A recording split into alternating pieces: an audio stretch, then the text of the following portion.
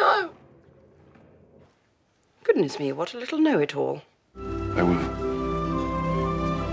When a woman named Risa struggles to put her baby, Maggie, to sleep, her husband, Mo, suggests reading the baby a book. Risa jokes that Maggie is still too young for that, but she says he can read to her instead. Mo then picks up a book about Little Red Riding Hood. As he starts reading out loud, he suddenly feels strange and wonders if something is happening to him. Risa notices that he's uncomfortable, and she asks if he's fine. Mo says he is, and he continues reading the book. Suddenly, a red velvet hood appears outside the house and lands on the clothing line. Mo is unaware of this, but it turns out that he's actually a silver tongue, which means he has the ability to bring things out of a book into the real world by simply reading out loud. 12 years later, Mo and Maggie take a road trip to an old bookshop in Europe. When they reach their destination, Maggie asks why her dad always makes them go to old bookshops instead of new ones that are far more interesting. Mo says he prefers old bookshops because his skills as a bookbinder won't be useful in new shops.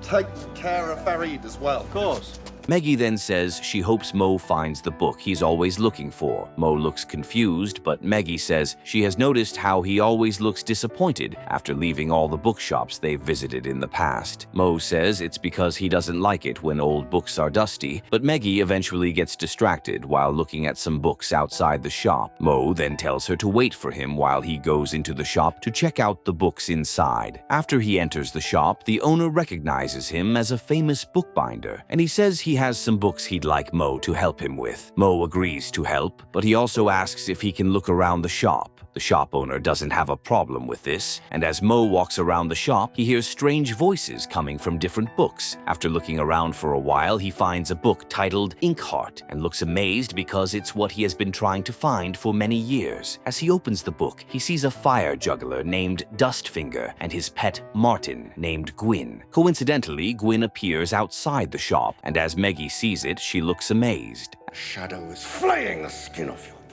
As she tries to touch the pet, though, Gwyn nearly bites her, and she looks confused. Just then, Dustfinger shows up behind Maggie and tells her that Gwyn doesn't like being tickled. He adds that even though Gwyn looks charming, she's nothing like that. Maggie looks scared and says she shouldn't be talking to a stranger, but Dustfinger says he's not one. Maggie doesn't understand this, but Dustfinger says she probably doesn't recognize him because she was still very young the last time he saw her. As Maggie seems confused, Mo leaves the shop, and Dustfinger calls him Silver Tongue. Mo looks shocked, but Dustfinger says he was just talking to Maggie. Mo immediately tells Maggie to wait for him inside the van, but as she hesitates, he insists and mentions that Dustfinger is an old friend. After Maggie returns to the van, Dustfinger tells Mo that they need to take a walk. What do you think you're going to do?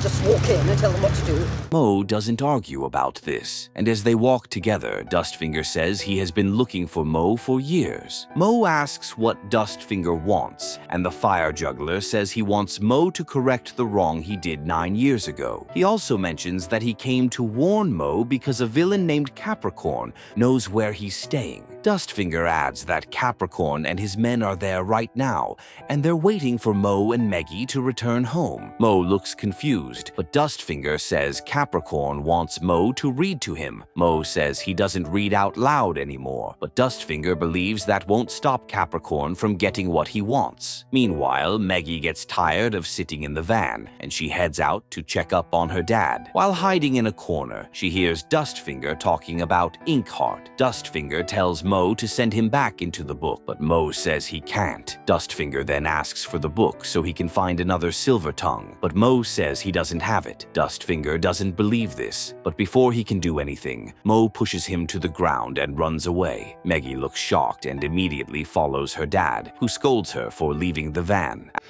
Have the shadow read out of the book. After they get back into the van, Mo quickly drives away. Maggie then tries to check his bag to see the book Dustfinger wanted, but Mo stops her. Maggie looks scared and asks for an explanation about what just happened with Dustfinger. However, Mo says he can't tell her because he needs to protect her and her mother. Maggie asks how it's connected to her mom, but Mo doesn't respond. She then asks if she can at least know where they're going, and Mo says they're heading to Italy to stay with Maggie's great aunt, Eleanor. Maggie looks looks surprised, but she doesn't know what else to say. After a long trip, they arrive in Italy, and Eleanor looks happy to see them. While they're having breakfast, Eleanor says she's glad that Mo is around because she needs him to repair some of her old books. Get in my way. After she also mentions that Maggie reminds her of Risa, she asks Mo if he has heard from his wife. Mo says he hasn't, and Eleanor laments that Risa shouldn't have abandoned her family. Maggie looks sad and leaves the table, and Mo follows her. Maggie says she's sure her mom didn't abandon her, and Mo says she didn't. Maggie then asks what happened, but Mo doesn't seem ready to tell her. Maggie says she's no longer a child, and she deserves to know why they frequently have to move from place to place. Mo says she's still too young, and Maggie looks disappointed. She then asks if Mo thinks they'll see Risa again one day, and he says he hopes so. Later that day, Maggie finds Eleanor's library and sees the old books inside. Eleanor eventually finds Maggie inside and scolds her. She says Maggie shouldn't be in the library because she doesn't want anyone messing around with her books. As she talks about the books, she remembers how Mo used to read to Risa inside the library. Maggie promises not to mess with the books if she's allowed to stay back to read, and Eleanor agrees. Shortly after, while Maggie is reading a book about the Wizard of Oz, she suddenly hears strange voices inside the room. Maggie looks confused and walks around to find out where the voices are coming from. Interestingly, the voices are coming from the books, but Maggie doesn't realize this. Meanwhile, Dustfinger arrives at the house and sneaks in to inform Mo that he came with Capricorn's men. Mo looks shocked, but Dustfinger says he had to do it because Mo refused to send him back into the book. Mo realizes that Maggie and Eleanor are in danger, and he runs out of the room to find them. Interestingly, Eleanor is already aware that some men are trying to break into the house, and she goes to the library to warn Maggie. Suddenly, the men, who have words on their faces, break in and start scattering the books in the library. As Mo comes in, the bandits hold him back before he tries to attack them. Mo tells them to leave Eleanor and Maggie alone, but they refuse to do this. You'll never see your mother alive again. One of them, Basta, threatens to hurt Maggie if Mo doesn't cooperate. But before he can do this, Dustfinger shows up and tells him to stay away from Mo's daughter. Mo then scolds Dustfinger for bringing Capricorn's men to the house. He also notices that Dustfinger has taken Inkheart from his room, and he tries to get it back, saying it's the key to finding his wife. Dustfinger refuses to let go of it, and he says he needs it to go home. As Maggie looks confused, Dustfinger asks if Mo has ever read a bedtime story to her. Maggie realizes that Mo hasn't done that before, and Dustfinger says she might want to ask him why. Almost immediately, Basta snatches the book from them, and as Mo tries to free himself, he gets knocked out by one of the men. After this, he's taken out of the house with Maggie and Eleanor, who complains about the men burning her books. As Maggie walks past some of the books that are on fire, she sees the one she was reading earlier. Dustfinger helps her get it out, but as she refuses to take it from him, he keeps it in his jacket. I got it. Here.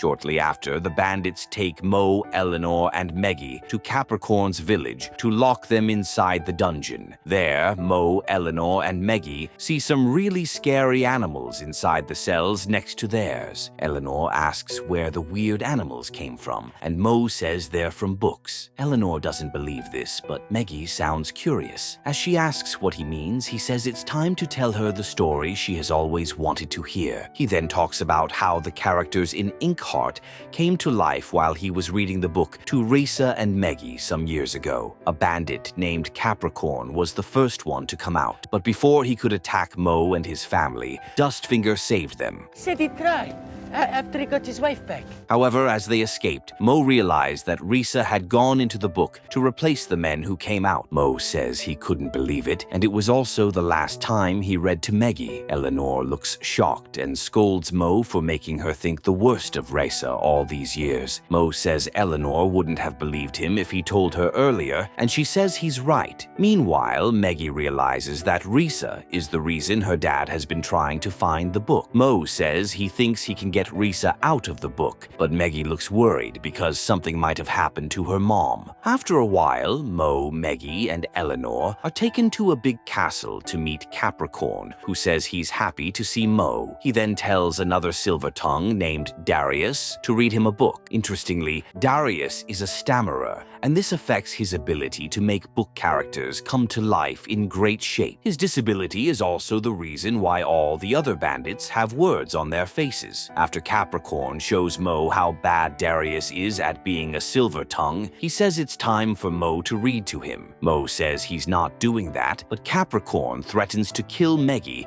if he doesn't cooperate. Right now I'm gonna have nightmares for weeks. Following this, Capricorn tells Mo to read about the treasures in one of the stories in a book titled The Arabian Nights. As Mo does this, different gold objects start falling from the ceiling, and a boy named Farid, who was one of the thieves in the story, also falls down. Capricorn tells his men to lock Farid up in the dungeon, but Maggie points out that one of the bandits must have gone into the story. Just then, they all notice that someone is missing, but they don't care much about it. After this, Dustfinger tells Capricorn to let Mo send him back into Inkheart. Capricorn says he won't let that happen because he plans to destroy all the copies of Inkheart in the world. He adds that he doesn't want to return to being an ordinary bandit when he can get everything he wants in the real world. Dustfinger feels betrayed, but Capricorn just throws the book into the fireplace. Dustfinger tries to grab it, but Capricorn tells his men to hold him back. After this, Capricorn walks away, and Mo, Eleanor, and Maggie are taken back to the dungeon.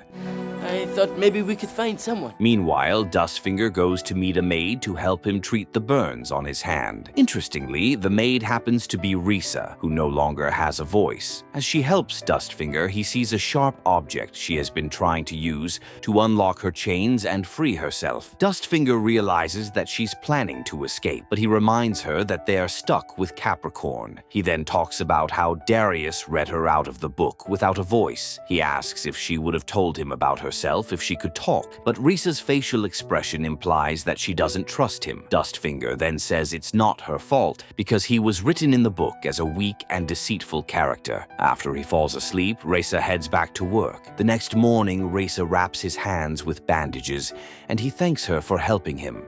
Good.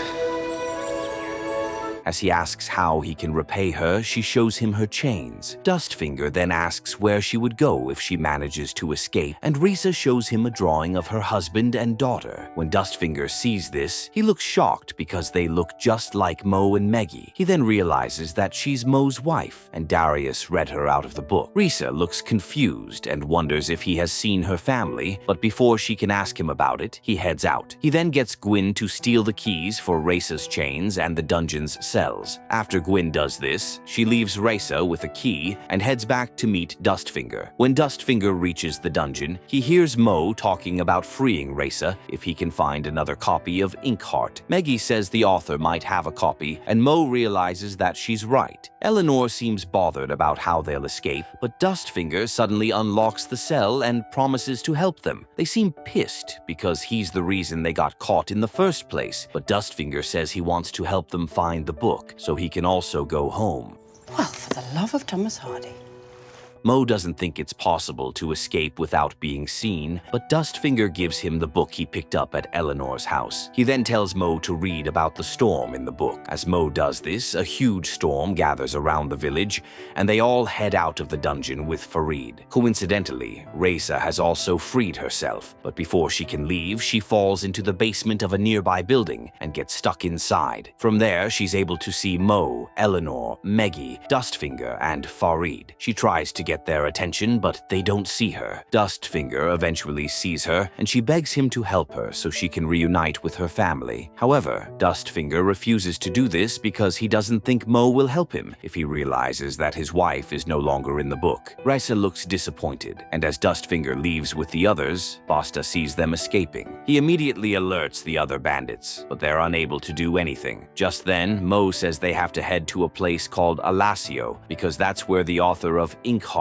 Finoglio, lives. When they get to Alasio, You know it's the truth. Eleanor buys new clothes for Farid and figures out where Finoglio lives. However, Dustfinger says he doesn't want to see Finoglio, and Maggie realizes that he's scared. Dustfinger confesses that he is, and he says he doesn't want to find out how his story ends in the book. Mo agrees to go without him, but Eleanor also mentions that she wants to go home to mend her books. Mo says he'll do that for her, but she just gives him some money and insists that she's leaving. Following this, Mo and Maggie head to Finoglio's house to tell him about everything that has happened. Finoglio doesn't believe them until Mo and Maggie show him Dustfinger, who is now juggling fire to entertain the people in the area. Finoglio cannot believe his eyes, and he says that Dustfinger looks exactly how he imagined him. Finoglio looks excited, but Mo says Dustfinger doesn't want to meet him. Finoglio refuses to listen to Mo, and he goes to introduce himself to Dustfinger. I hope we do. Mo then tells Finoglio that Dustfinger is scared because he doesn't want to know what happens at the end of the book. As he asks if it's because Dustfinger dies in the end, the fire juggler looks disappointed and asks how it happened. Finoglio says one of Capricorn's men killed him while trying to save Gwyn. He adds that it was a really touching story, and he even cried when he wrote about Dustfinger's death. Dustfinger looks annoyed and says he doesn't care if Finoglio cried. He adds that Finoglio doesn't have control over him or how he dies, because he's not just an ordinary character in a book. He also mentions that he needs a copy of the book so that Mo can send him back. Finoglio says he has the original manuscript, and after he gives it to Mo and Dustfinger, he remembers the characters in the book, including a monster called the Shadow. Dustfinger then says he wants Mo to send him back, but Mo insists that he wants to free his wife first. Yes, it is, isn't it? Dustfinger says Ressa isn't in the book, and Mo asks what he means. After he explains that Ressa is at Capricorn's village, Mo looks pissed and scolds him for not saying anything earlier. He adds that Dustfinger has to show him how to find his wife. Dustfinger says he'll only do that if Mo promises to send him back. Mo then promises to do this, and Dustfinger agrees to follow him back to Capricorn's castle. Maggie says she wants to follow her dad, but he tells her to stay back with Finoglio and Farid. After this, Mo and Dustfinger leave in Finoglio's car. I gave you every opportunity to help me, but you refused. Later that day, while Maggie is inside Finoglio's house, she sees the book Dustfinger picked up earlier at Eleanor's house. As she reads it out loud, one of the characters in the book, a dog named Toto, suddenly appears in the room. Maggie looks confused, and as she tries to hide the dog, Finoglio enters the room with Basta and another bandit named Flatnose.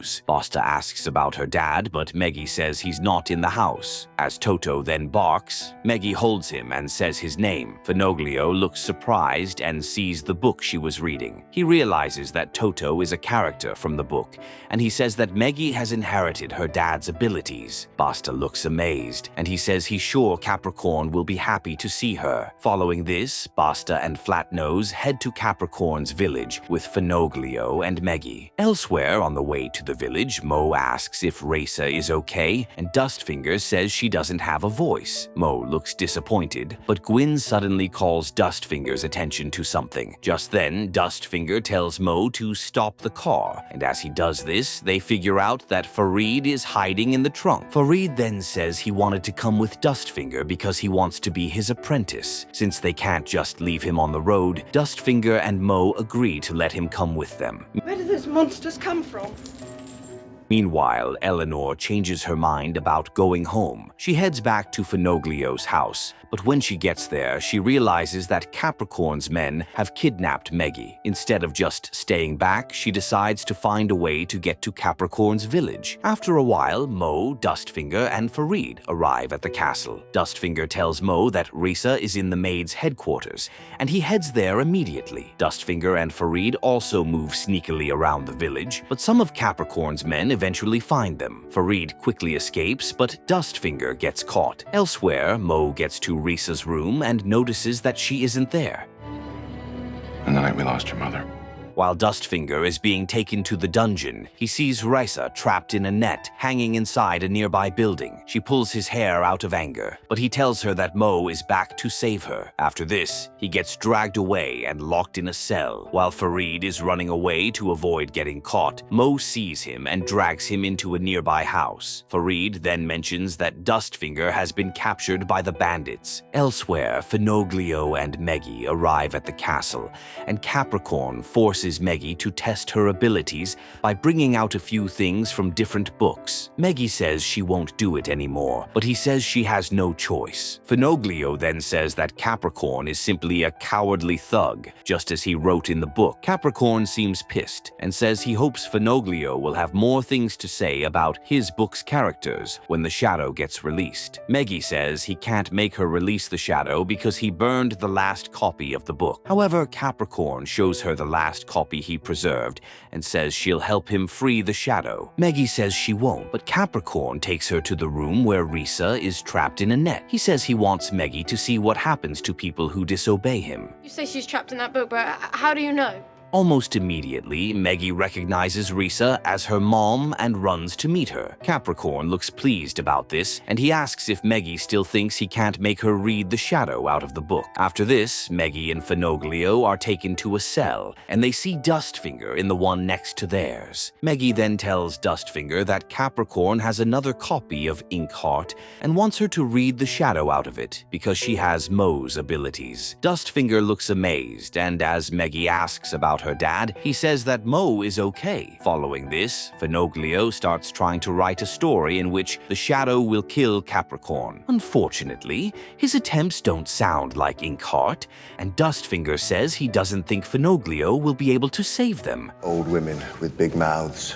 Almost immediately, he tricks Basta into entering his cell so he can lock him inside. However, instead of helping Finoglio and Maggie, he says he has to run away before Capricorn brings out the shadow. On his way out of the village, though, he changes his mind because he still wants to go back into the book to meet his family. Meanwhile, Eleanor arrives at the village and convinces Darius to help her. Elsewhere, as Dustfinger returns to the village, Mo drags him into a nearby house. Dustfinger then tells Mo and Farid about Capricorn's plan to make Maggie read the shadow out of the book. Mo looks shocked, but he realizes that Maggie has been captured because she's a silver tongue. Following this, the men come up with a plan to create a distraction so that Mo can save Maggie and Risa. Since Farid already knows how to juggle fire like Dustfinger, they decide to work together to set Capricorn's big castle on fire. Meanwhile, Finoglio still struggles to write a good part for Maggie to read, and she realizes that he has writer's block. Finoglio confirms this, and Maggie says she also wants to become a writer one day. Finoglio says it's a lonely job and that he often wishes he could be in his stories.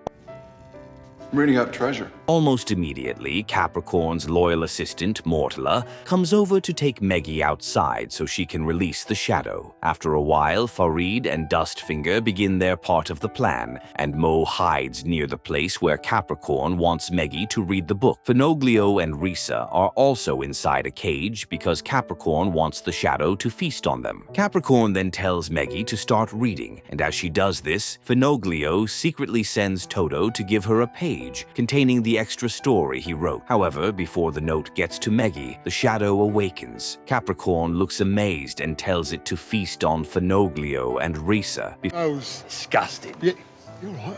Before the shadow can do this, Maggie sees Finoglio's note and reads a part of it to get the monster to remain calm. Capricorn looks annoyed and tells the shadow not to listen to her, but Maggie turns the monster against him. As the shadow is about to kill Capricorn, he brings out his knife and tells his men to stop Maggie. Mo quickly attacks Capricorn before he tries to hurt Maggie, but Mortala eventually snatches the note. Capricorn then punches Mo and tells the shadow to feast on Risa. Mo immediately distracts the monster and avoids getting hurt. As Capricorn realizes that his castle is on fire, he looks devastated. Eleanor and Darius then release all the strange animals to attack the bandits. Mo also tells Maggie to continue reading, but she says there's nothing left to read. He then gives her a pen and tells her to write something. Following this, she writes on her arm and reads out loudly that Capricorn will turn to ashes while the bandits will return to the story. Just a dream. Just a trip. Almost immediately, Capricorn gets destroyed, and the other bandits vanish. The shadow is also disintegrated, and Fenoglio begs Maggie to send him into the story. After she does this, she corrects all the bad things Capricorn did, and Risa regains her voice. Maggie then hugs her parents, and Eleanor also joins them. Meanwhile, Dustfinger watches them from afar and realizes that he's late. Farid says he can still convince Mo to help him, but Dustfinger doesn't think Mo would agree to do that. As he walks away, Farid secretly steals the last copy of Inkheart, and as Mo and the others realize that the book is missing, they quickly run away because the castle is also about to collapse. Elsewhere, Farid stops Dustfinger and gives him the book so he can find another silver tongue. Dustfinger appreciates this and says that Farid can come with him if he wants. Page 14. As they walk through the woods, Mo stops them and says he made a promise which he intends to keep. Dustfinger looks surprised, but Mo asks about the book. After Mo gets the book, he keeps his promise, and Dustfinger returns to his world. Mo then asks if Farid wants to follow Dustfinger. However, Farid says he has to stay back to keep Gwyn, so that the end of Dustfinger's story will be different. Mo looks impressed, and as Maggie also seems to like Farid, she says he can stay with them. Mo doesn't understand this, but Maggie says it was Reisa's idea. Reisa confirms this, and Mo agrees to let Farid stay with them. Farid and Maggie look happy, and they leave the woods with Reisa and Mo. Meanwhile, Dustfinger looks happy to be back in his world, and he also reunites with his wife. After Mo accidentally brings some bandits out of a book, his wife gets pulled in to replace them. This leaves him devastated, but he eventually sets out on a quest to find another copy so he can get his wife back. What? Unfortunately, things get complicated when the bandits figure out that he has another copy and a daughter with the same power, even though Mo has always tried to protect his daughter from knowing about the bandits. Maggie eventually helps send the bandits back and destroy their evil boss.